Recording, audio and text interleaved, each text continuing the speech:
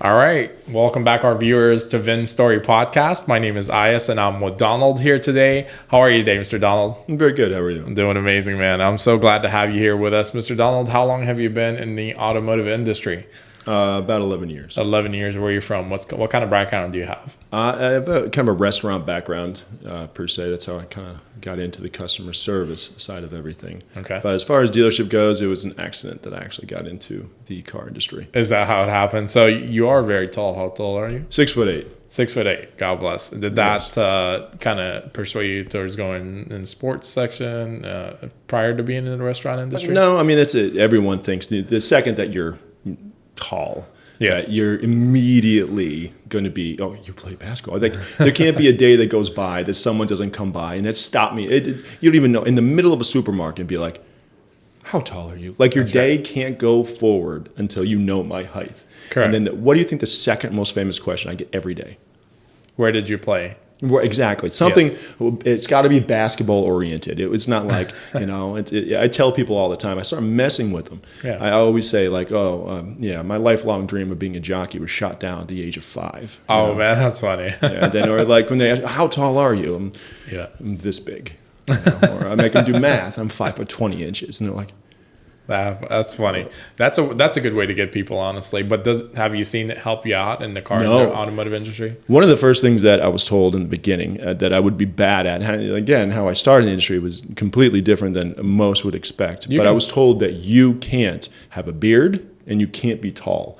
Really? Well, when I shave, I look like a child, so that's not happening. And then, and as far as height goes, there's things that I do to make the customer in front of me comfortable. Correct. One of the bigger things that I've been able to do my whole life is just read the room, read the person that's in front of me. Of course. And that has definitely been one of the things where you go up to them and like someone pops out of their car and you're standing there, you're like, I've been outside for hours. Like, thank God someone parked in front of me. That's right. And they hop out and you can immediately tell they're intimidated. Correct. And that's a very hard thing to overcome. So what I would do is generally you still, even to this day, for everybody, whether it be an over-aggressive manager, another salesperson, or client, you cower down. You have a body language of defiance, like they're already the more dominant person. Correct. The whole time they just assume that, okay, I have control. This guy's a coward,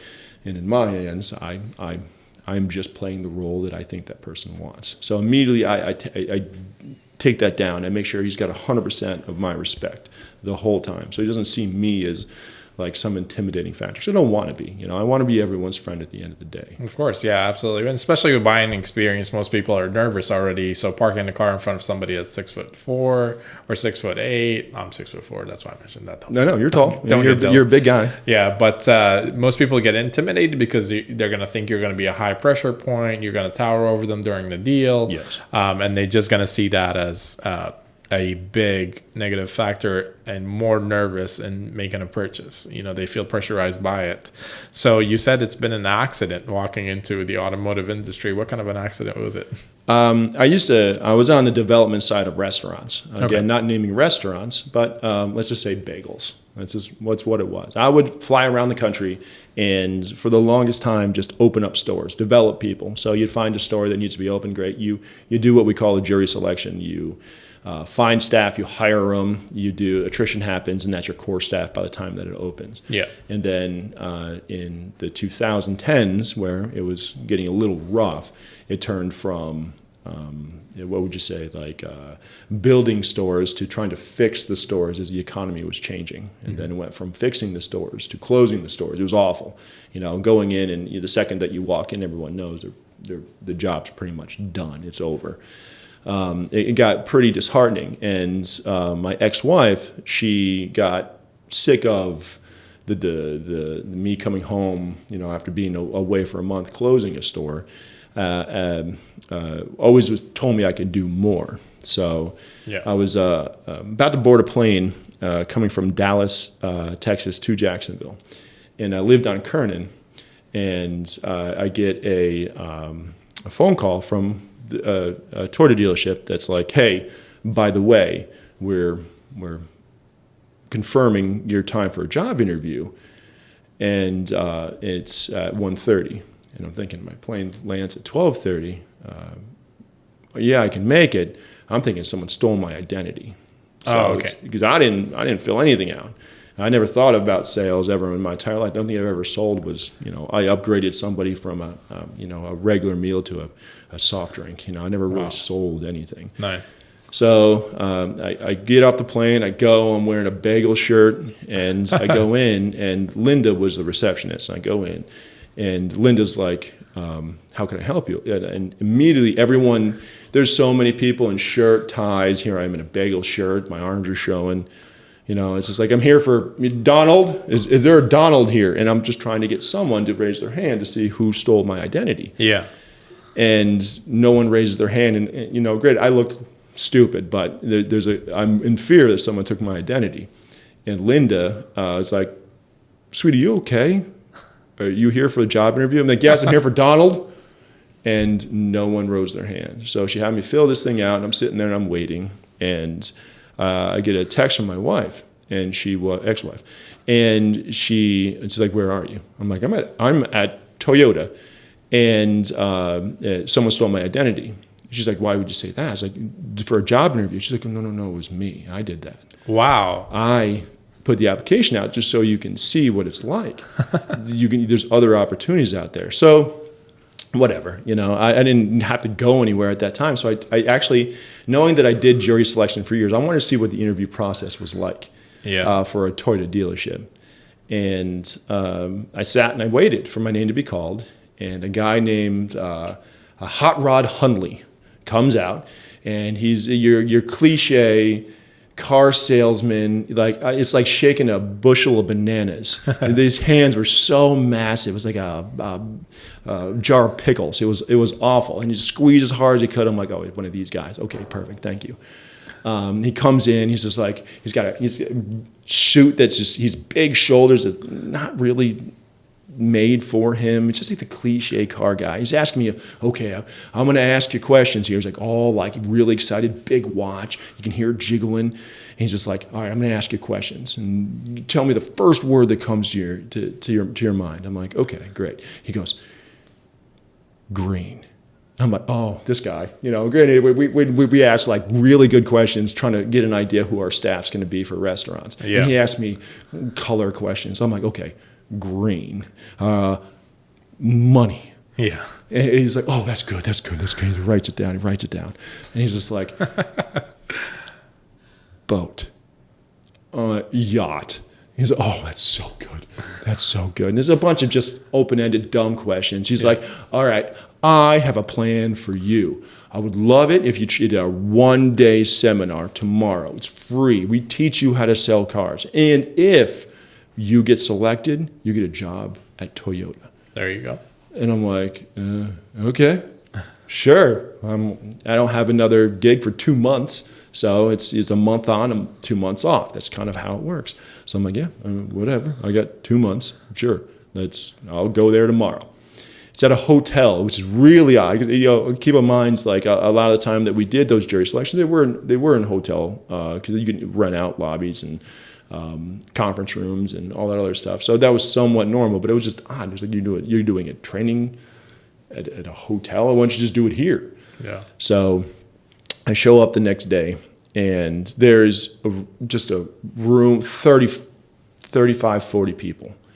And Hot Rod Hundley, was nice enough to tell everybody about his assistant. This is my assistant. And just so you know, as the day goes on, we're going to have training the whole day. We're looking to select as many people as we can.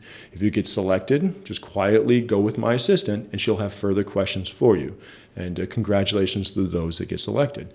So it's like, all right, I'm sitting around and everyone's talking about car. I don't know anything about cars. What I can do is change a tire. I couldn't change oil if you told me, even to this day, and I work in cars right now. That's right. Like I've changed many tires for people. I never changed my own, knock on table that we're not supposed to knock on. But it's one of those where I don't know anything about cars. I don't. And everyone's telling me like I've sold this and this. And I'm like, I'm bagels, man.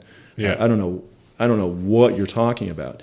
So the day goes on, and it was 8 o'clock in the morning till 10. And no one got selected. No one got cut. We go for a 15-minute break. You go pee. Everyone outside that had cigarettes or got whatever it was. We come back in. And the next part of the sales process was really interesting as far as like how you talk to a customer, how you introduce yourself, and so on. And we all had to do like little role plays and things like that. And we go and sit down, and then all of a sudden the assistant stands up and starts quietly selecting people. And I look over, and I'm like, oh yeah, he said some good things. I remember what he said. He had some good things. He got selected. Oh, he'd be good. And this person over there is like, I was like, I wouldn't have selected him. That person's an absolute moron. Like, that is not the person that I would have picked. Yeah. But obviously they see talent in him, and they select him. And then we go to lunch. So at this time, lunch, about half the room's left. I'm like, oh my gosh, this place is hiring everybody. I'm this idiot that can't get to the next step. This is awful. I don't like this at all. And I remember Brian, a really good friend of mine that ended up working with us. He's like, he's very southern. He's like, oh, I don't know, man. I really want this job. I haven't worked in a while. You know, it's just, it's like, I don't know. You might do well. It's obviously we need to do better in these trainings. Like, just focus on what they're asking us to do, and I'm sure you'll get hired, man. You're good. And we go to the after lunch hour, and everyone's getting selected. And it's, we're at pretty much, the last 2 hours left, and everyone's got selected besides like 8 people. And I'm like, all right, well, I don't have a job. I don't need a job. I don't have a job either. Poor Brian, he's sitting here with us. And we go to the last 1 hour left, and there's only 5 of us left. And I'm thinking, okay, well, it's pink slip time. Do I get paid for this? Is there anything I'm going to do to actually get a job? And she's like, Hot Rod gets up saying, congratulations, you guys are the 5 that are selected. And it was everybody else that got selected got kicked out of the room. Nice. So here I am thinking the whole time that all these people are going to get a job, and it was us that got selected. So awesome. It was one of 5 people that did get selected. Now, we weren't selected yet. So Ben and Julian, I'm going to call him Julian because I might say bad things about him. I don't want his name to go out. Came in from the Toyota dealership and interviewed us, like asked us questions like how it was going to be and so on. Through those conversations, Julian was nice enough to be like, he pulled me aside. He's like, you ain't going to make it. You're a bitch. I was like, okay, all right. I didn't, all right. Who are you? Yeah, you didn't take it to heart that moment. No, after talking to Ben's like, you're gonna be great, you're gonna be amazing, and Julian goes over and is like, yeah, you're a bitch, you're not gonna make it. I was like, okay, this is gonna be awful. I can't wait to start. Yeah. But we get selected, and we go through the normal process, and we go through orientation, and you have training and so on. Correct. But it's not what you think. As far as the culture of the dealership that I worked for in the beginning. It is, my trainer was very negative. Didn't have anything really good to say about the car industry. I'm thinking, what have I done to myself? What did I just do? Granted, I don't have to work yet. I still have a couple of months to kick a couple of questions around this place and see if it's something that I can do. And come to find out that it's not like when I'm not sure what other jobs have you had. What jobs have you had? I've had multiple jobs. I worked in the hotel industry. I also worked in the limo business, and I have had multiple jobs. When you worked not to make this interview about you, but of course. When you worked in hotels, were you welcomed? Was there an employee process where other employees were happy to see you? Absolutely, yeah. And in this job, it's a lot harsher of getting down to the ground, and everybody just thinks like, hey, you're the new kid. So their purpose in life now is to sell your cars plus stomp on you on the way out. They don't see you as a welcome team member. They don't see you as part of the team. They see you as you're taking their opportunity. Exactly. So they're not welcoming. I didn't know that. Again, I didn't know anything. Grass is greener. You got sold. Everything's easy. Yeah. You just follow these simple steps, and they're going to sell you a car. And there was a gentleman named Charlie. On my second day, comes up to me. He goes, he's a tall man, just like you. He's about 6'4", 6'5". He comes up to me. He's like, "How tall are you?" I'm like, "I'm 6'8". He's like, "Hey, really quick, you got a family?" I'm like, I do, Charlie. I do. You love your wife? It's like, I do, Charlie. I do. You love your kids? I do. And this is where you might want to blurb this out. He goes, you best get the fuck out of here because you ain't going to make no money. I'm going to run you off. I'm going to run you off Green Pea. I'm like, okay. All right. So I see how this is not about code of conduct. This is not about, welcoming the new person. This is, hey, you're on my grounds and I own you. Exactly, yeah. So, and I think, so is that the same Charlie that I think I met, correct? Oh, 100%. Yeah, absolutely, yeah. Because his initial with me, I've crossed Charlie, hearing about him, never met him face to face. So when I first got to the same dealership, we both work at the same dealership. He looked at me and pointed towards my shoes and said, "Hey, look over there." So I looked him straight in the eyes and locked in, and then he said it a couple more times, knowing that I'm just looking straight in his eyes. I think he figured out already, like, hey, I don't play games. Good try. But he had that intention, and he pulled it a couple of times on some other people that are younger. So it was when I overtook him, because he was, for years, he was number one salesperson. Correct. And it took me, the training process was a month and a half. I had to go under a trainer, which we can discuss if you like. But of course, under my first month, I hit, the proverbial in the car industry is you hit 20 cars, you're left alone. Correct. My first month, not under any trainer, I hit 20 cars. Nice. Charlie beat me by one car that month. One car. And he let me know I ain't nothing. Okay.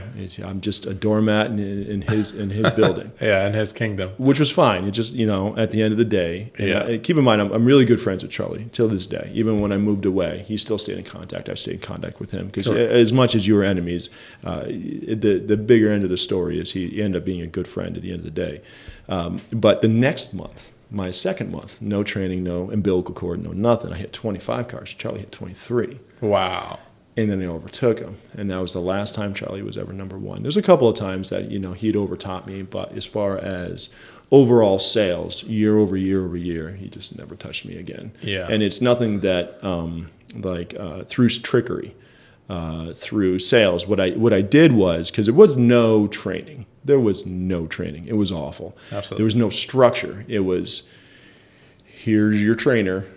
You're just a fishing lure to get him a lead and an opportunity, and you're going to go get him another one. That's what it was. All I did is because my training was so bad, and again, Julian, my trainer, part trainer, he called me, the B word, correct, constantly. And I want you guys to keep constantly blurting it out, but that's what he referred me to. It's very hard being, the person that I am, a very confident person, being deemed down to, because I don't really care at the end of the day. You're not going to hurt my feelings. Yeah. Dude, you're 5'8", you're overly aggressive. You obviously have a complex issue. If you need to call me the B word to make you feel better, that's fine. Yeah. That's absolutely fine. Correct, yeah. And feel free to talk the way you want to, by the way. The blurring is unlimited on our editing program. Okay, I just want to make sure that, I want to make it. But yeah, so he always referred to me as yeah. Yeah, so, which again, you might feel better about the story saying it the way you want to. Yeah, believe me, because every time he said it, it was just like in the beginning, I'm like, yeah. Okay, man. Well, we're a place of business, and it's like there's obviously no code of conduct.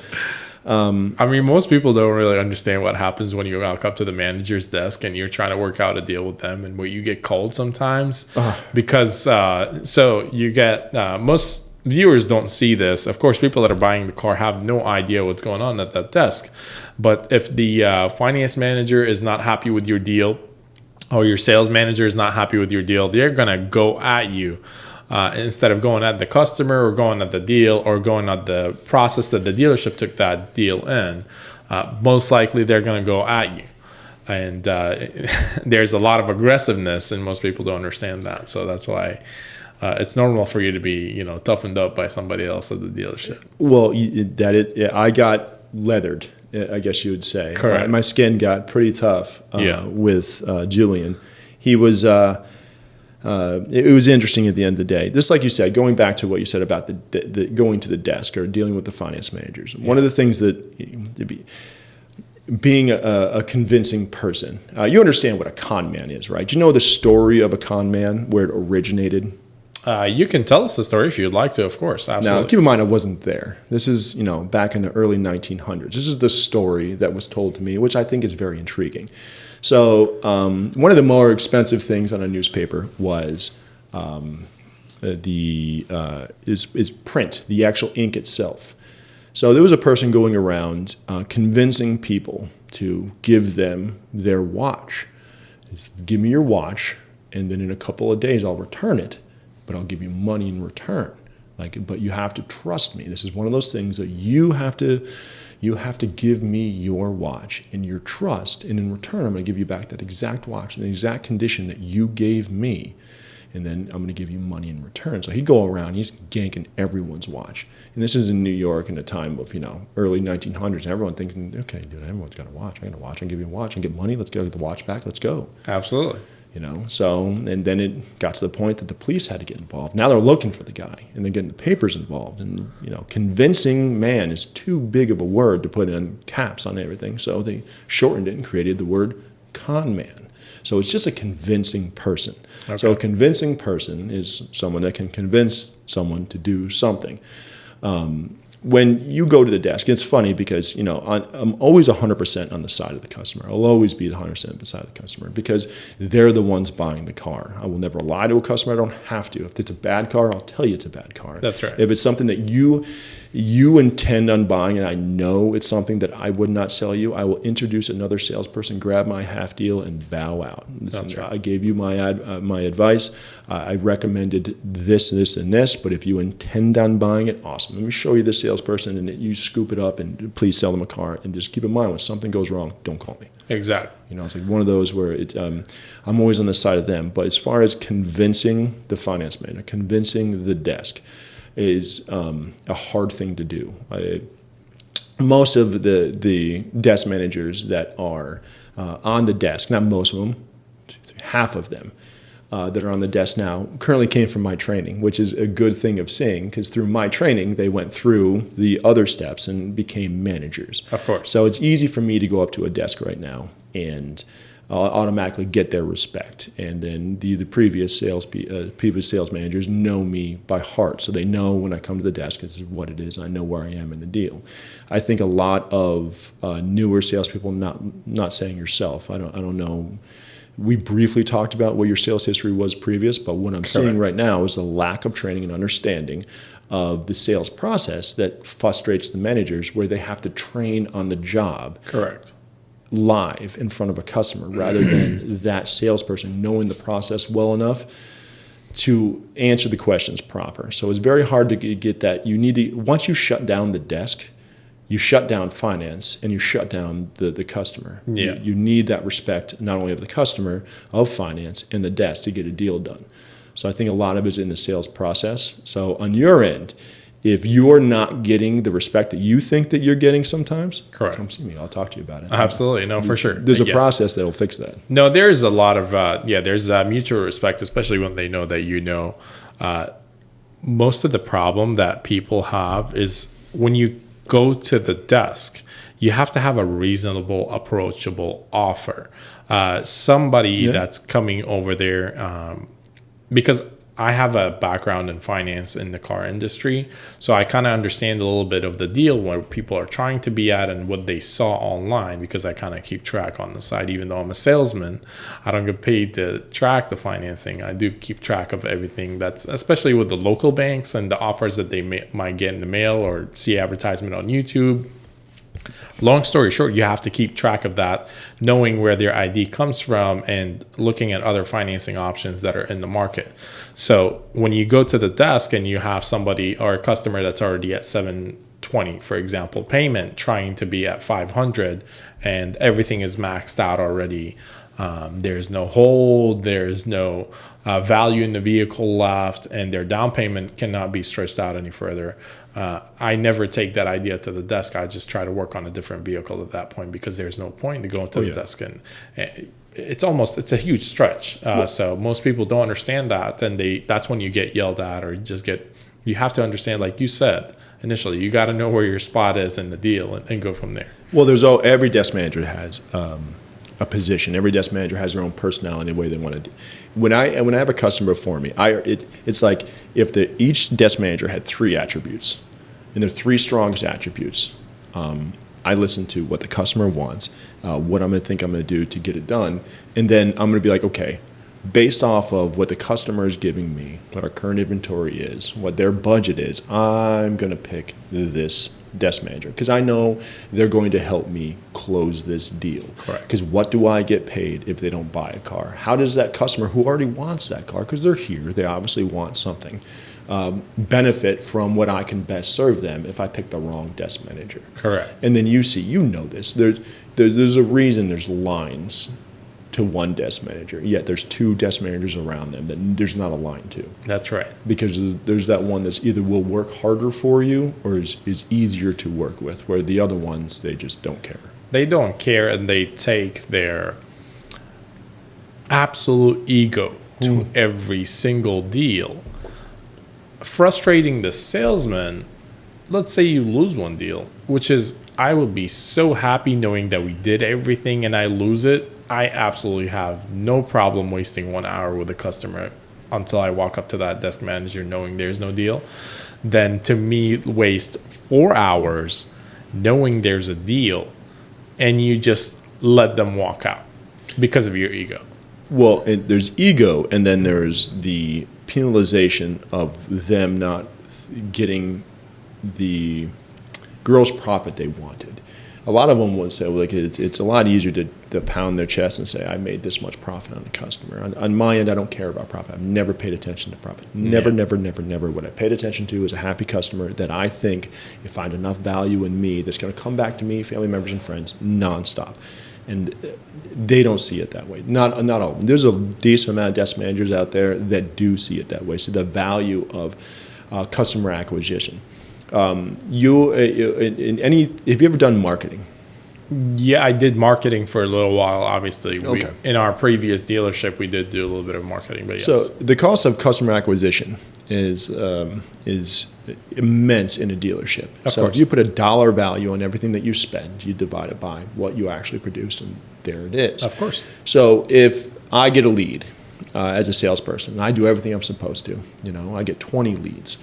Your average closing ratio nationwide on a premium lead, so you get 20 leads, okay, or let's just say 100 leads. You want to, at minimum, like internet leads, you want to close 13% of them. That's 13 car deals. That's the national average if you took all good premium leads. There's a whole bunch of people that are like, oh, I do 20. No, the averages are what they are. If you did that, you would be more apt to receive more leads. Can you pause for 1 minute?